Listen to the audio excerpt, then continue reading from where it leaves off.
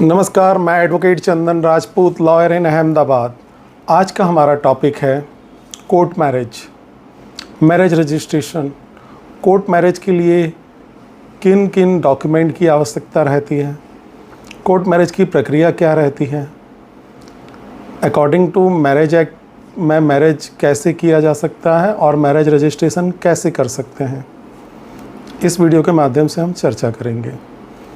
सबसे पहले तो मैं बताना चाहूँगा, आप अहमदाबाद में कहीं से भी आके मैरिज कर सकते हैं और मैरिज रजिस्ट्रेशन के लिए अप्लाई कर सकते हैं।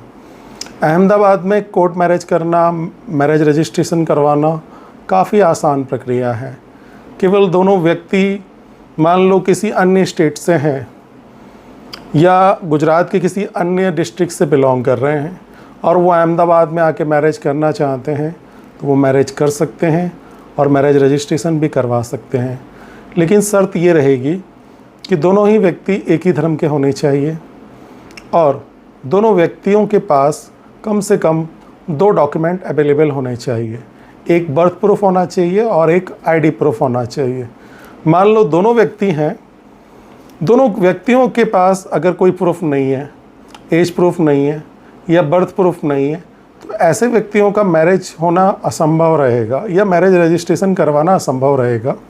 क्योंकि दोनों के पास अगर लीगल डॉक्यूमेंट्स नहीं होंगे तो वो लोग लीगली मैरिज भी नहीं कर सकते हैं और रजिस्ट्रेशन भी नहीं करवा सकते हैं। इसलिए सबसे पहले ध्यान देने वाली बात यह है कि लड़की की उम्र 18 साल कंप्लीट होनी चाहिए और लड़के की उम्र 21 साल कंप्लीट होनी चाहिए, तभी आप मैरिज रजिस्ट्रेशन के लिए या मैरिज के लिए एलिजिबल हैं।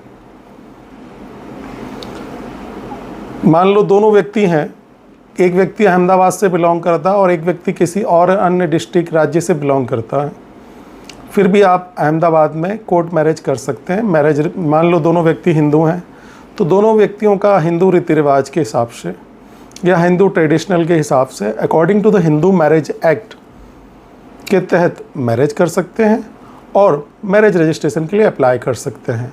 तो फर्स्ट दिन आपका मैरिज होगा, दूसरे दिन आप मैरिज रजिस्ट्रेशन के लिए अप्लाई कर सकते हैं।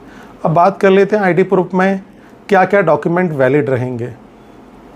दोनों के पास कम से कम एक आईडी प्रूफ, जैसे आधार कार्ड हुआ, इलेक्शन कार्ड हुआ, ड्राइविंग लाइसेंस हुआ, ये 3 डॉक्यूमेंट्स जो आपके आईडी प्रूफ में वैलिड माने जाएंगे, तो इनमें से कोई एक डॉक्यूमेंट आपके पास होना चाहिए।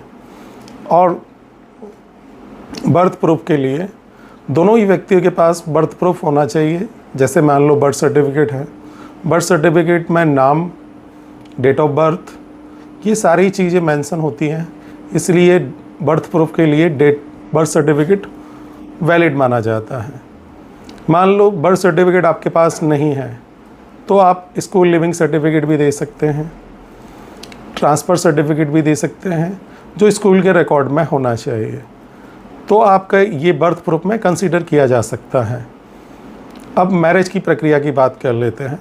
मान लो दोनों व्यक्ति एक ही धर्म के हैं, मान लो हिंदू हैं या मुस्लिम हैं या क्रिश्चियन हैं, तो वो लोग अपने मैरिज एक्ट के हिसाब से, ट्रेडिशनल के हिसाब से मैरिज की प्रक्रिया कर सकते हैं और मैरिज करने के बाद मैरिज रजिस्ट्रेशन के लिए अप्लाई कर सकते हैं। और कई लोगों के मन में कई सारे क्वेश्चन चल रहे हैं कि इसके अलावा हमें किसी और किस कंसर्न की ज़रूरत रहती है, नहीं रहती है। जैसे कोई बोलते हैं कि हमें हमारे माता पिता की सम्मति की ज़रूरत है या नहीं है।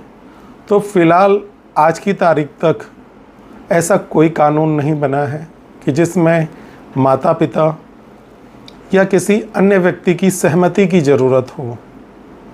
इसलिए मान लो अगर आपके पास दोनों ही व्यक्ति अगर एलिजिबल हैं, दोनों की एज कंप्लीट है, तो आप अपनी मर्ज़ी से मैरिज कर सकते हैं और मैरिज रजिस्ट्रेशन अप्लाई कर सकते हैं।